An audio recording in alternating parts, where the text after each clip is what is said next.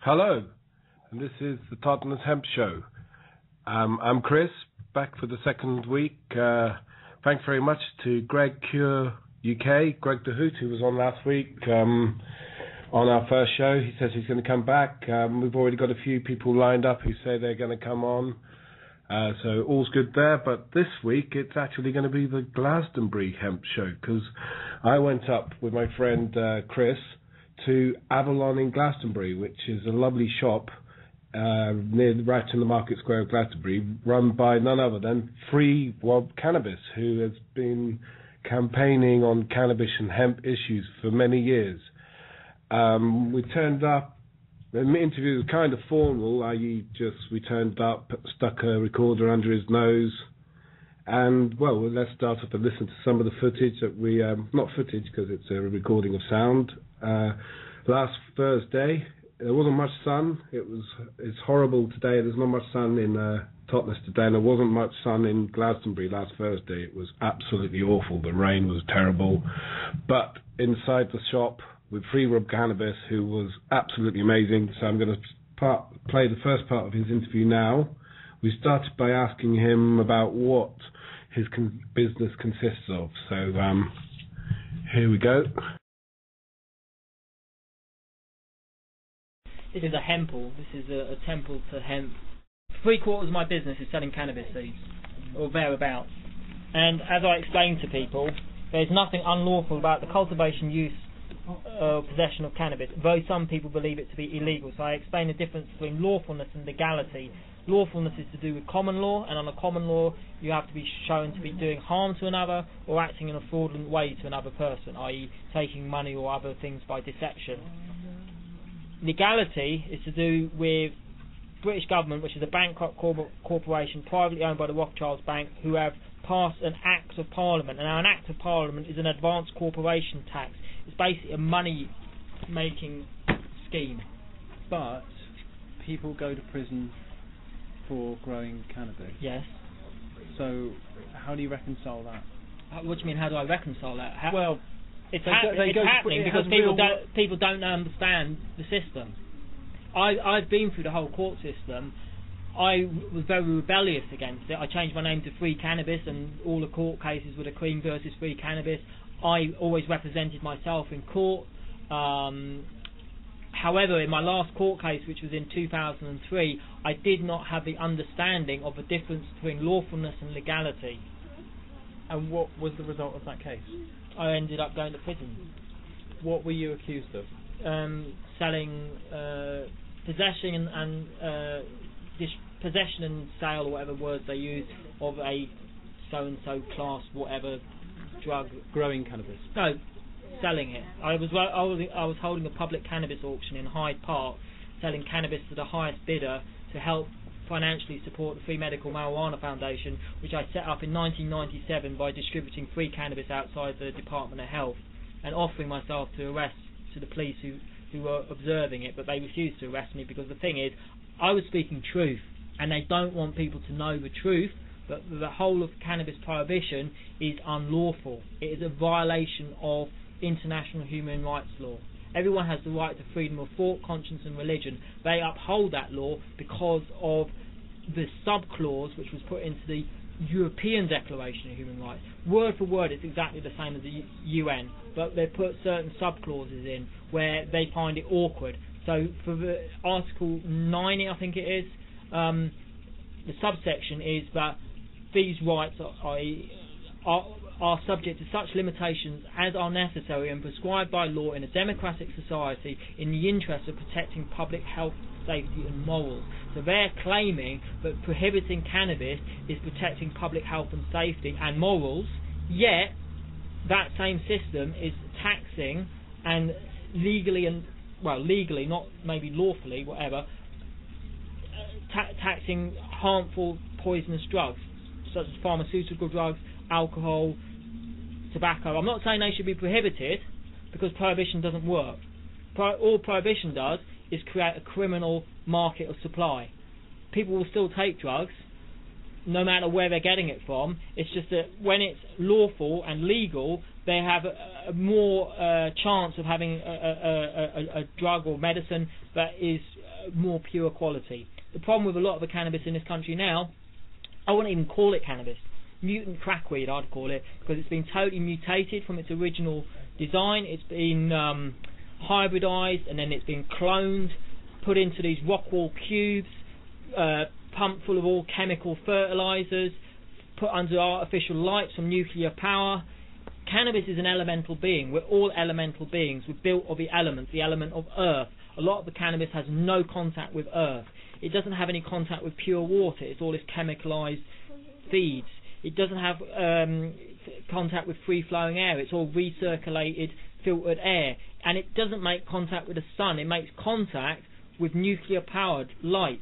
Nuclear power goes against the fundamental laws of this universe in that it's ripping an atom apart against its free will. We don't know where the energy really comes from, nuclear power. It's this energy which we don't fully understand. This is a spiritual thing for you? Totally. It's all spirit. It's all a leela. It's all a divine play that we're all a part of. And for however many hundreds, thousands of years, people have been kept enslaved by, I don't fully get it, who are the slave masters, but I feel that it's all, there's a divine plan behind it all. If I may, can we go back to when you changed your name? Yeah. What is your name? I legally changed my name in 1997 to Free Rob Cannabis, and in 2000 and something I made an announcement because people were calling me Rob Free Cannabis and I kept getting robbed, so I changed it to Free Love Cannabis, but I never did that legally.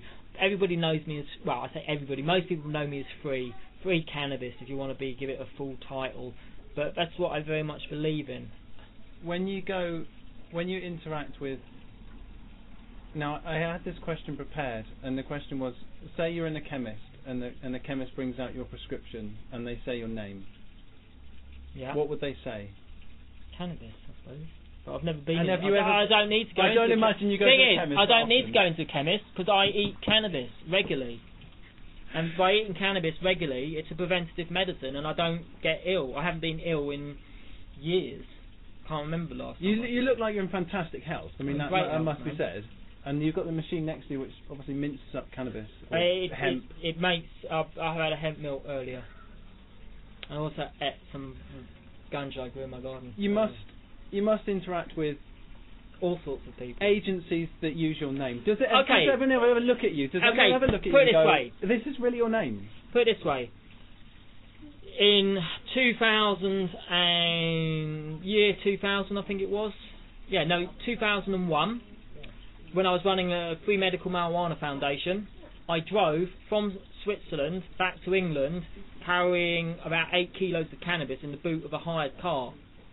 On my passport was the name Free Rob Cannabis. At the time I was on bail, so now this would be summer 2002 because I was arrested in September 2001 for holding the cannabis auction. I was running short supplies for this medical marijuana supply co-op, so I had to do the run myself. I got to the French border and I handed my passport and they're like, cannabis?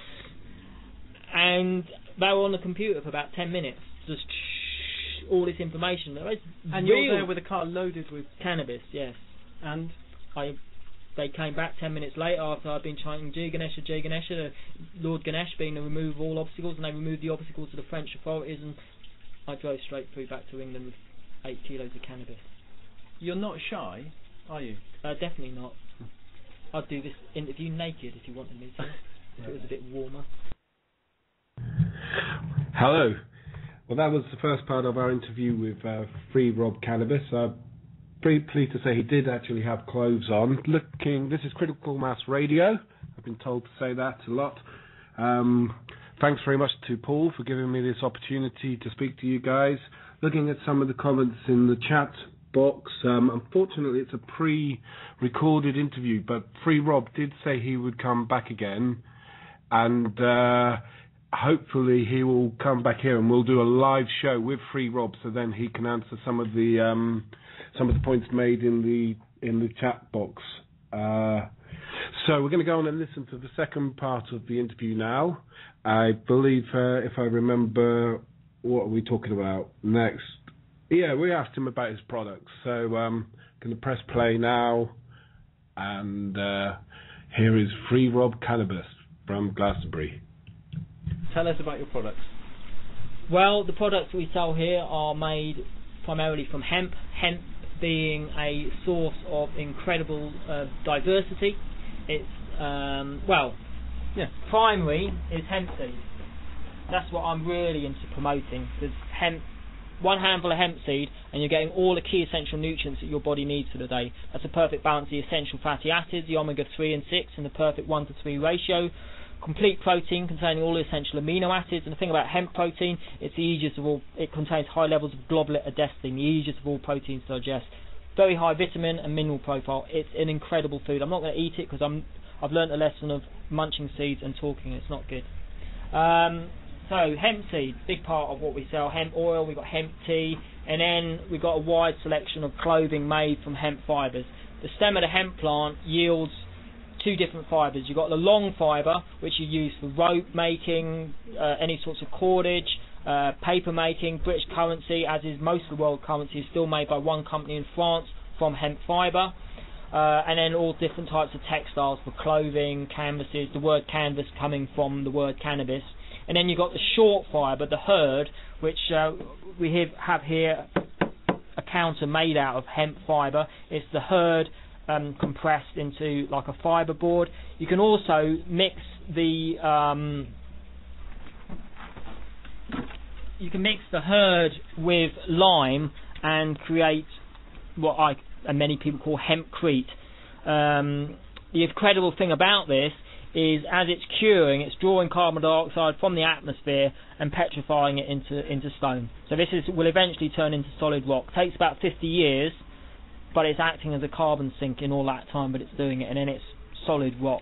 This countertop and the brick, these are kind of newer products? No, not at all. This building technique is thousands of years old. There's stuff in the south of France, bridges over 2,000 years old, built using this technique. It's solid rock. There's stuff I was reading today on the internet about stuff in ancient Rome, saying the Romans knew about hemp. They actually introduced the cultivation of hemp into Britain, from what I've read. First recorded cultivation being in, I think it's Old Buckham Mare in about 400 AD. But it was definitely growing here before that, but the difference between growing wild and being cultivated. Talk about cotton, if you would. Because we don't wear hemp clothing, generally we wear cotton, right? I will in a moment. I'm now eating the hemp seed. Why is it not legal? There's a good question to answer. Can we answer that question? That's far more important. Would you say your question again? Why is it not legal? Why is cannabis not legal? Well, it's all to do with contractual agreements. The thing is, there's nothing unlawful about the cultivation, possession or use of cannabis. It's deemed to be illegal by certain corporations. What one needs to understand is the British government is in effect a private corporation. It's privately owned by the Rothschilds Bank. The Rothschilds Bank pretty much owns all of, or has financial interest in most of the big world multinational corporations. In America in the 1930s, DuPont lobbied the US Congress, both effectively corporations, to pass what was called the Marijuana Transfer Tax Act. No one knew what marijuana was. However, the Hearst group of newspapers, who were a lot of their advertising came from DuPont, so the Hearst newspaper started running these stories about marijuana, the assassin of youth, and it was this evil drug which caused people to go completely insane, and it was the most violence-causing drug known to humanity. So in 1937, the Marijuana Transfer Tax Act was pushed through Congress, and it was prohibited to a greater or less extent. But as I say, no one knew what marijuana was. They didn't realise they were prohibiting cannabis or hemp. Hemp being the English derivation of... Why were DuPont interested in marijuana? Because in 1930, whatever, I think it was the same year, they also patented processes for the wood pulp bleaching of wood pulp into paper. and they also patented processes for making nylon from the byproducts of oil refining. Now, the thing is, hemp paper is far, far superior to any paper that you'd make out of wood pulp. The problem with many libraries are having now is that books like less than 100 years old are falling to bits. Books hundreds of years old, printed on hemp, they're fine. Wood pulp is a totally inferior product for paper making.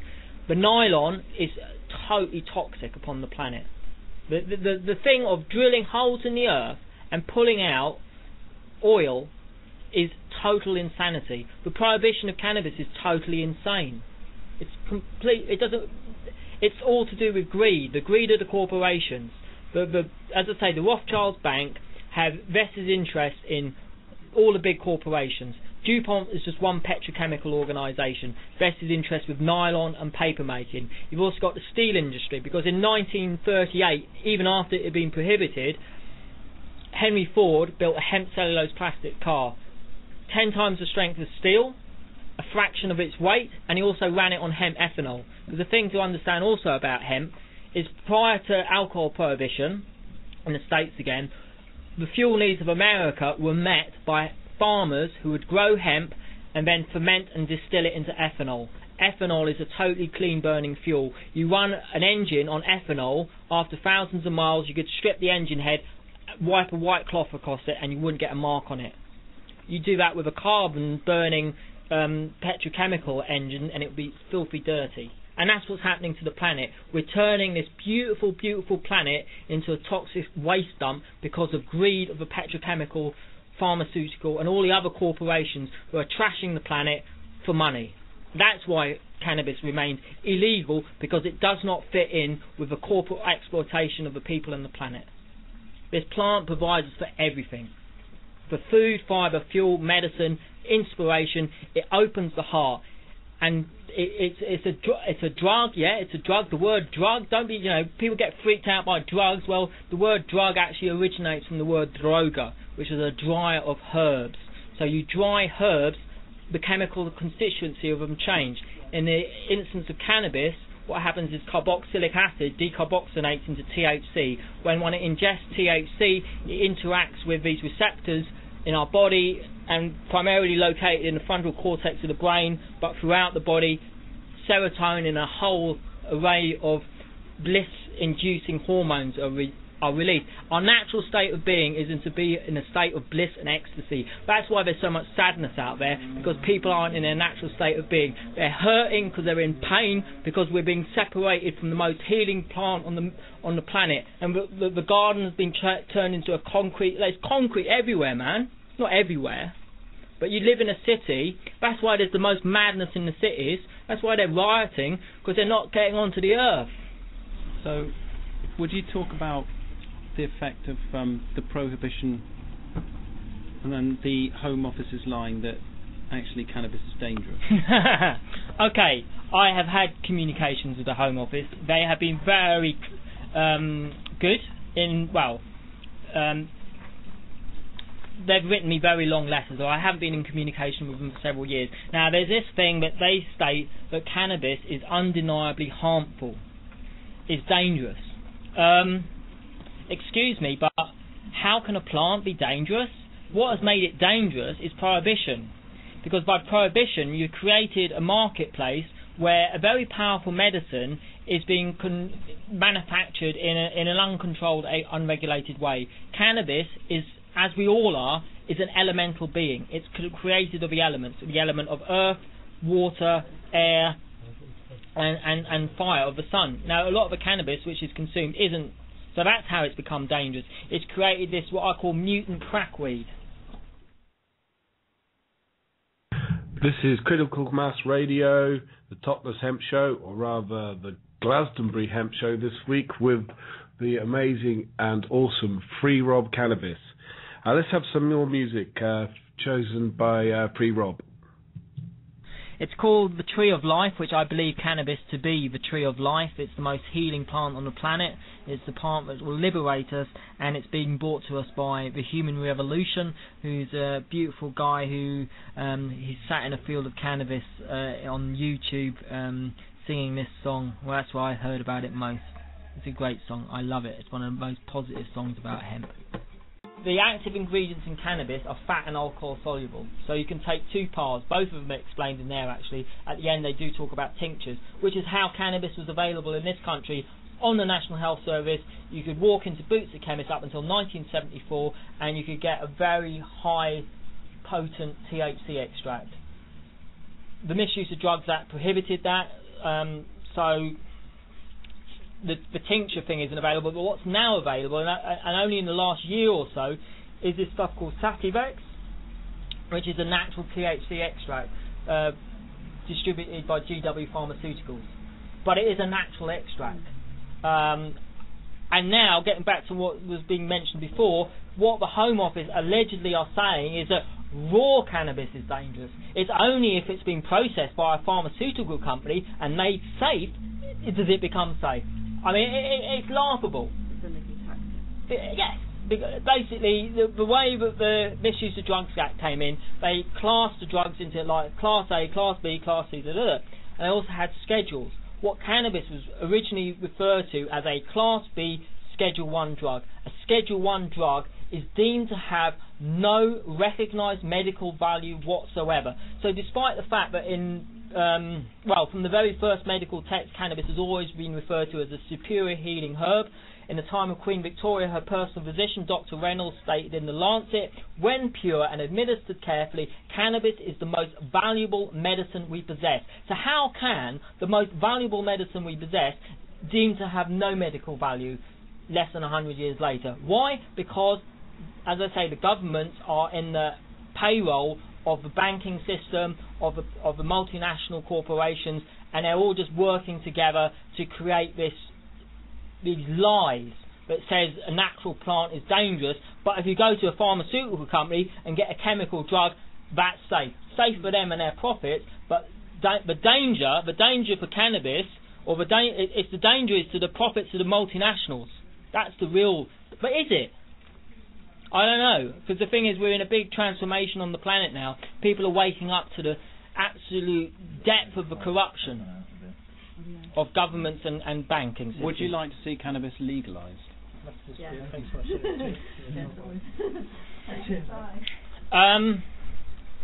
It's an interesting question. You see, I don't know if I really can give credence to the belief that a plant is illegal. In the mid-90s, I joined the Legalised Cannabis campaign. I was actually on the executive committee for a time of the Legalised Cannabis campaign.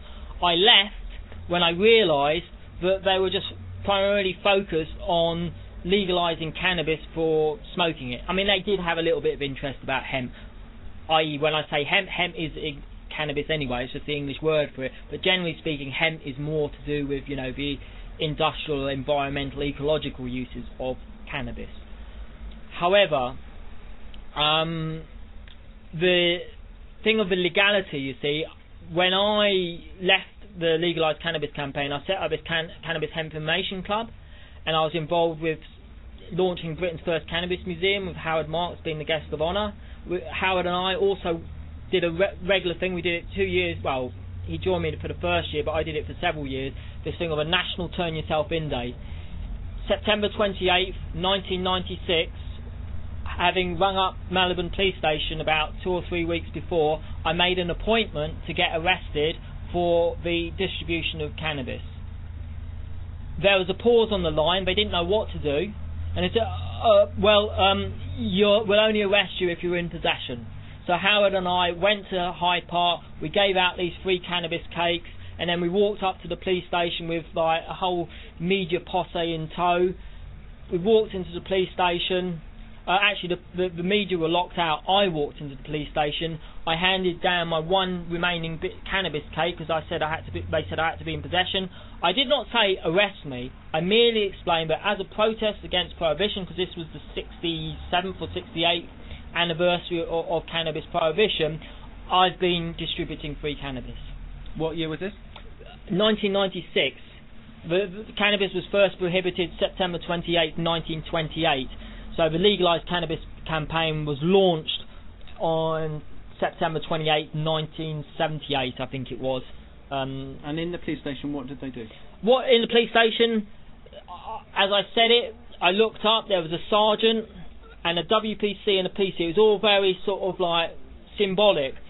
The WPC was giggling like crazy, covering her face up, and the sergeant said, "Okay, you've proved your point, would you like to leave now, please?" So I picked up the one remaining cake, walked out of the police station and said, "Well, I think I proved the point. You tell the police that you're giving it out, they're not interested."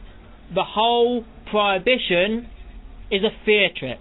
It's a fear trip of getting arrested, it's a fear of going to court, and the ultimate fear of going to prison. I've done every one of those a multitude of times. I've been to numerous police stations, courthouses, prisons.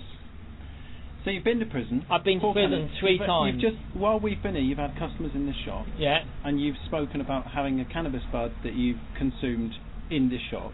You're not shy about this. You're not afraid to go to prison again. Yeah, but come on.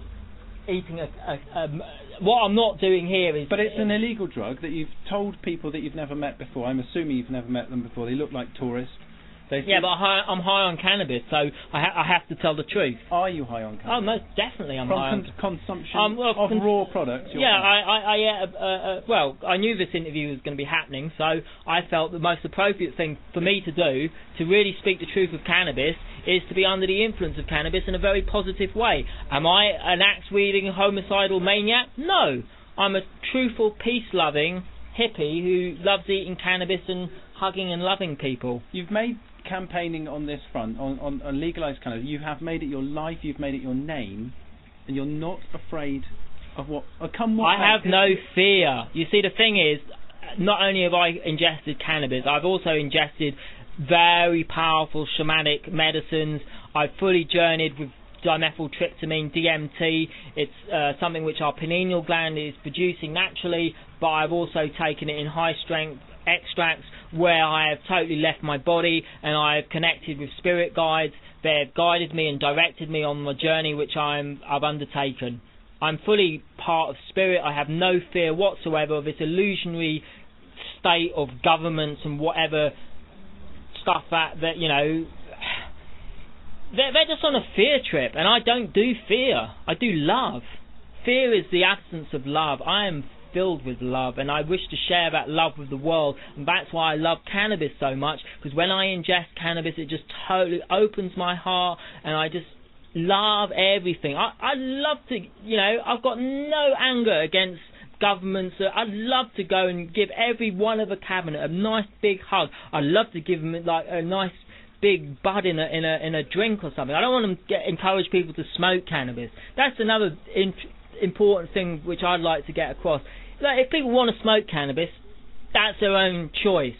However, I did smoke cannabis for 20 years or so of my life, and I would say there were times I had a very destructive relationship with that plant, in that I was smoking it sometimes day in, day out, from morning to dusk, and I wasn't really getting high on it. I was suppressing emotion, and that's the way I'd use it. Oh, I'm getting stressed out of this, I can't deal with this.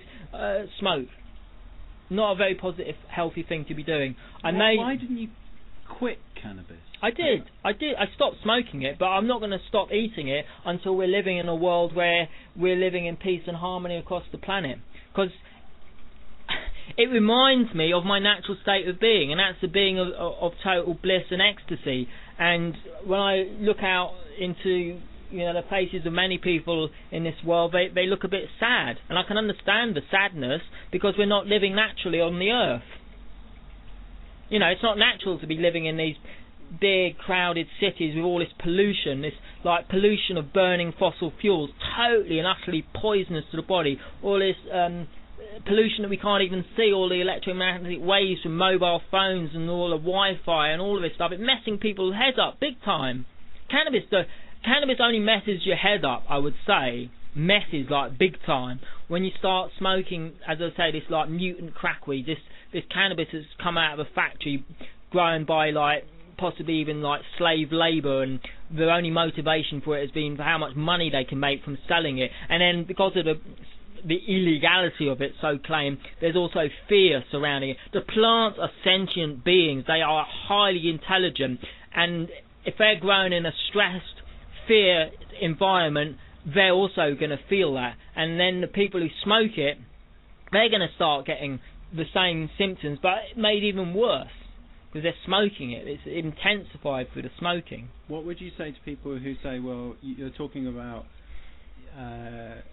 sentient beings, you're talking about plants being sentient beings, you're talking about spiritual guides. People might say, well, that's just because you're on drugs. Totally. I enjoy taking drugs. I understand. I have research. I have a degree. I've been through the whole education system. I'm an intelligent young man, and I'm not going to be lied to by this system that says, oh, you can go out and drink alcohol, you can go out and take pharmaceutical drugs, you can smoke cigarettes. Man, cigarettes are so poison. I've got to mention this one. Like Marlboro cigarettes or Philip Morris cigarettes, allegedly, I'm going to put that word in because I am not totally sure because I've never actually seen it done myself, but from a very high-ranking lawyer involved with a class civil action suit against the tobacco companies, the way cigarettes, Marlboro, Philip Morris, etc., it's sheets of blotting paper which are then impregnated with a sauce. Now that sauce, sure, it contains nicotine juice. It's a lot cheaper to harvest wet tobacco plants rather than dry them and cure them. So harvest it wet, put the liquid mixed in with heavy metals. First cigarette smoked, the heavy metals break the brain cell barriers so that the nicotine goes straight deep into the brain, and most people become addicted on the first cigarette through the use of heavy metals.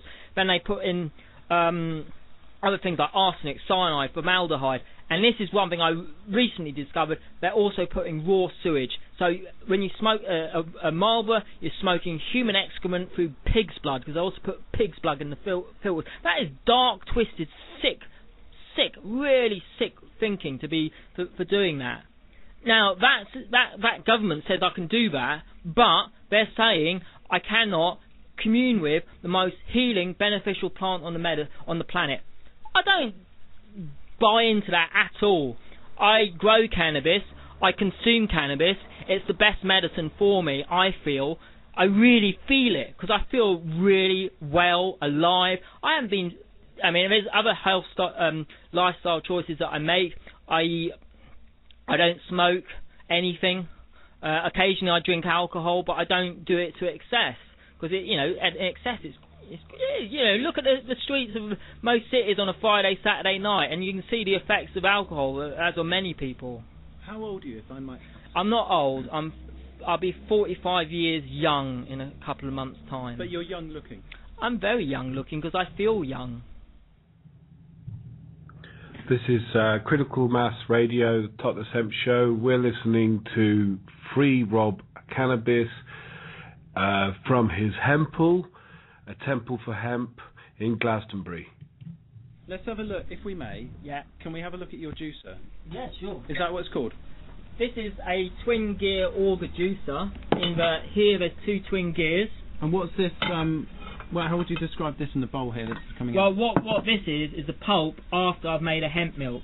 Okay. So, at its simplest, the simplest way to make a hemp milk actually is to put soaked hemp seeds in a blender, pour water in it, whiz it through, and then put it through a sieve or muslin cloth, and then you've got a plain white hemp milk. But what this machine does, I can put in any vegetables or fruits with the hemp seeds soaked, and I get a hemp milk coming through. So that's the sound of the swing gears going. So I put some apple in, and now I'm putting a bit of soaked hemp seed through. Put a bit more apple, a bit more hemp, a bit more apple, and just keep doing that. I normally make it with vegetables like celery, wild greens like nettles, cleavers. I also put some powerful anti-parasitical medicinal herbs like garlic, chilies. I put ginger in there, which is really good for the digestive system. And I'm going to get you a clean cup.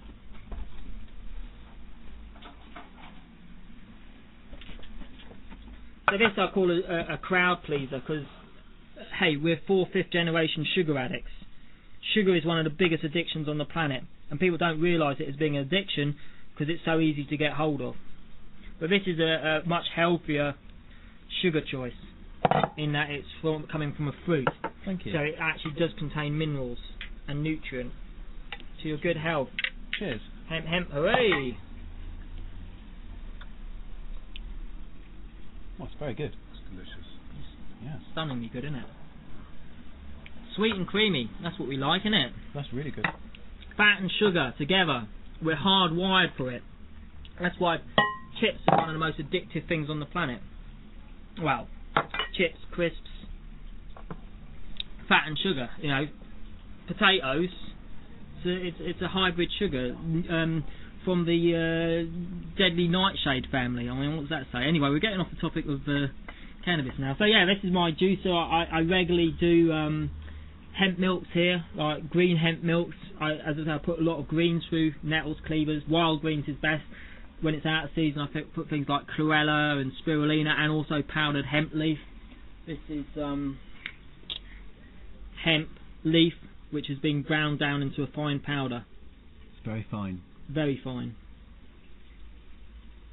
So it's food, it's drink, it's plastic, it's like wood, it does clothing, it does fuel, it can build houses, bridges.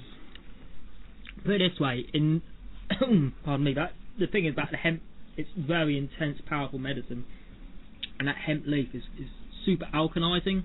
So as anyway, so I think it was in 1938. Popular Mechanics magazine from America ran an article called $1 Billion Crop, and in there they said, I think it was thousands of different products can be made from hemp. So they knew about it. But that article had been written prior to its prohibition. So it was released in February 1938, but I think it was in December 1937 the law had already... it was a taxation act. You had to get a tax stamp to grow marijuana. They would never issue a tax stamp. And the tax stamps were listed, I think, at $1 an ounce for industrial hemp, or industrial marijuana, and $100 an ounce for medical marijuana. So that would be really dear. It's crazy. Totally, you know, not that they ever did it, although because what's happening in America now, it's interesting to see that the first state to pass legislation prohibiting cannabis, California in 1904, I think it was the first state to legalise, you know, create a legal structure for its medical supply to named patients with a script or whatever. So yeah, advances are being made in America now towards more wide use of cannabis. Talk about medical marijuana.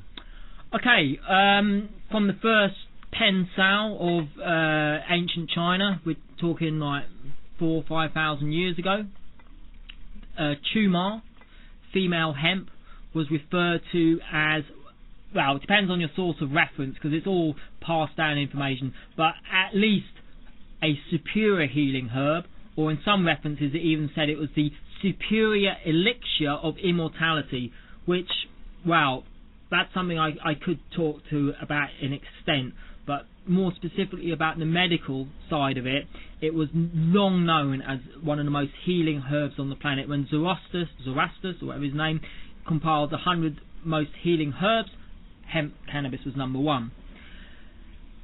Cannabis was known about in Britain for many hundreds of years. However, in the witch hunts of, when was that, 1400s, a lot of that knowledge was lost because the wise women, they knew about the use of cannabis as a herb. Incidentally, they also knew about its, shall I say, more spiritual properties as well. Because the thing of witches flying on brooms, well, actually what they did was mix cannabis with henbane and mandrake and other baneful herbs, smear it on the end of their broomsticks and quite literally ride their broomsticks to take them in these out-of-body states.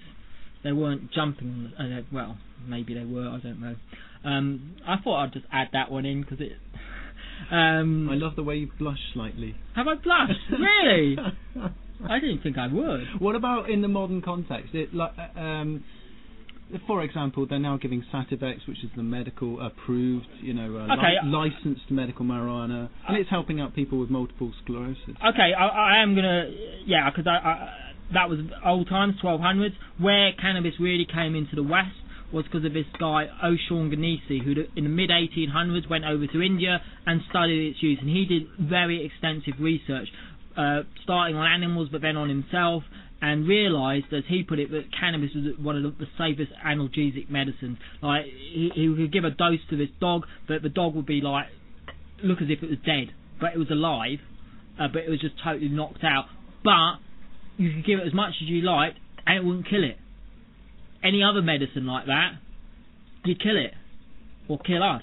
There is no seriously known overdose limit for cannabis, because people would just pass out. They would not die, because the thing about cannabis is it is one of the safest therapeutically active substances known to man. That quote is from Dr.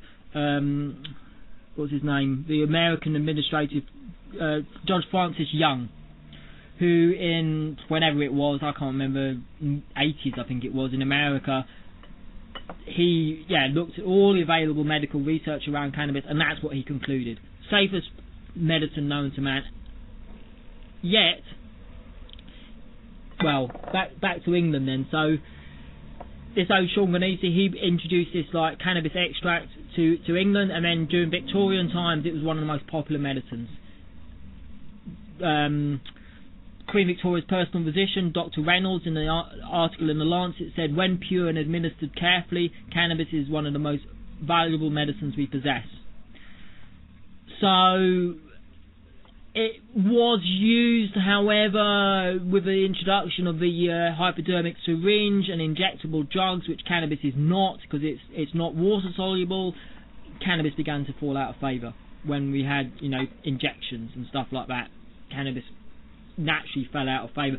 Thing is, though, as people started to feel the effects of these water soluble injected chemical drugs, i.e.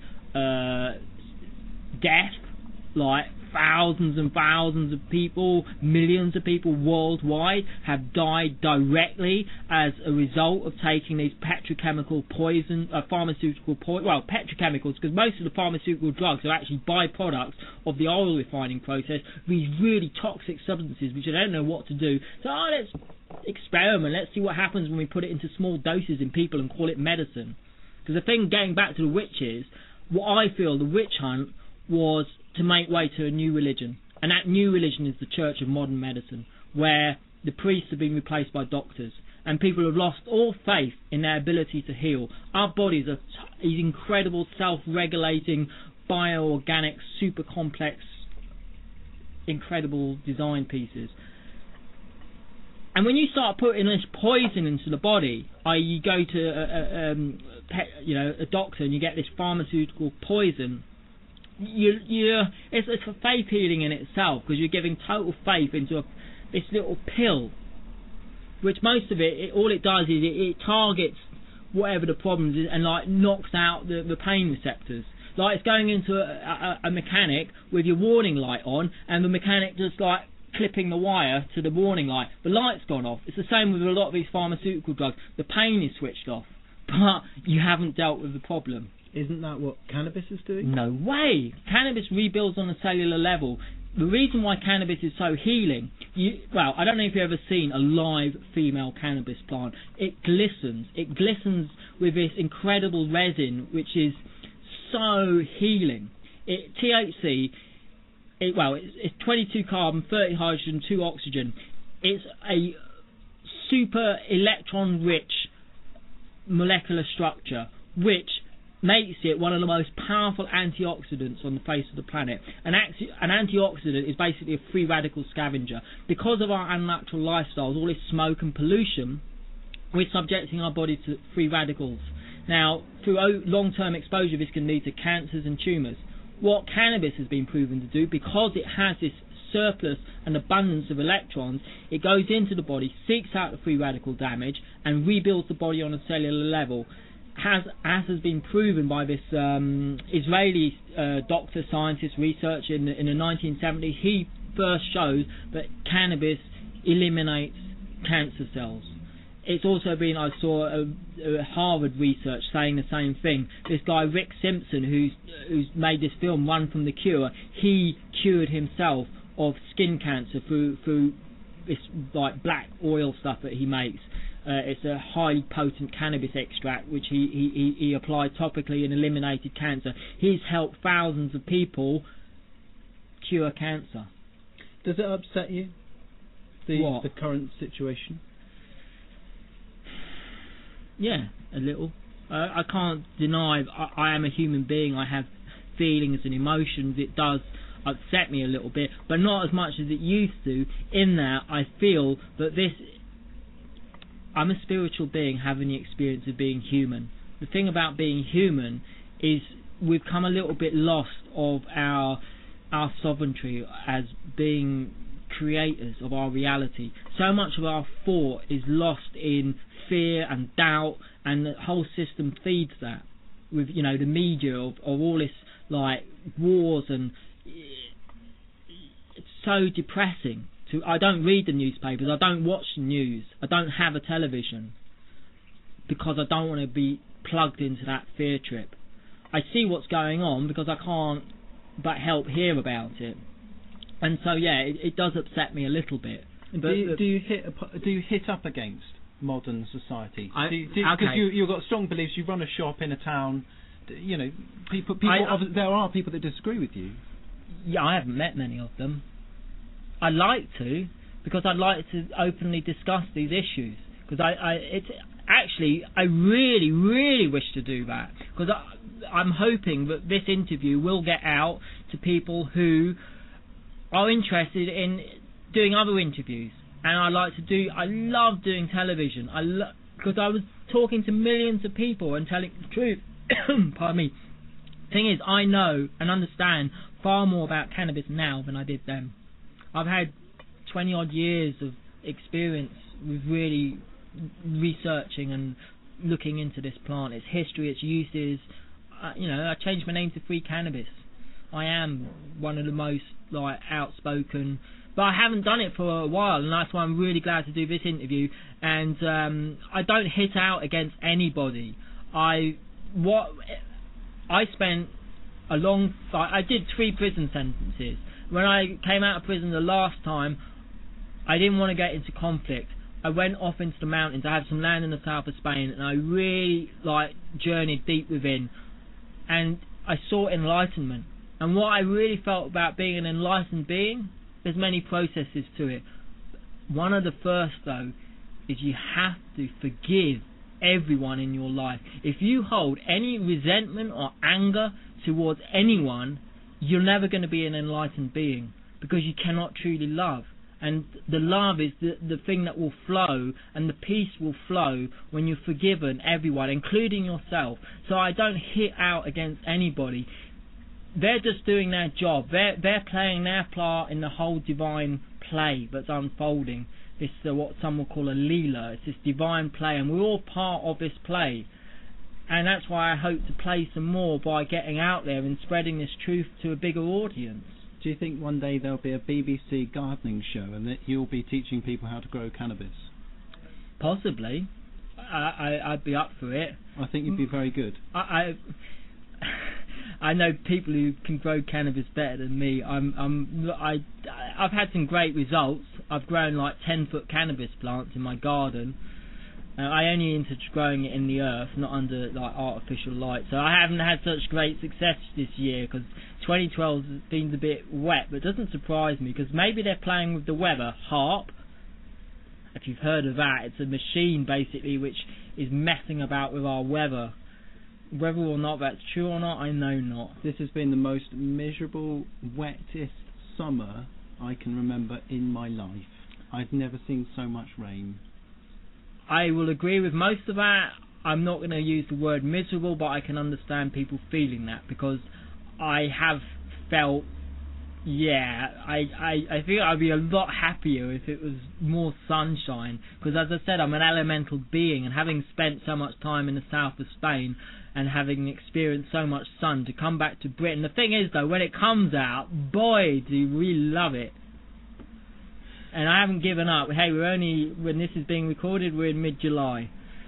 So we've still got August and September. I've known September to be really hot. Into October as well. So who knows? We'll see. Well, let's hope so. Look, I want to say thank you. Free. Thank you. Thank you very much. It's been a great pleasure. This is Critical Mass Radio. That was Free Rob Cannabis from his Hempel in Glastonbury, the Avalon shop. Go check him out. Really nice guy. Hemp milk, beautiful. Got myself a proper blender coming tomorrow so I can make the hemp milk with the seeds and some fruit. You need a more expensive blender, but well worth it. And I'm looking forward to that. It was rainy and but it didn't stop it from being a wonderful experience meeting Rob. Hopefully he'll come on the show again. He said he would, and big thanks to him and also to Chris for conducting the interview. Goodbye. See you next week.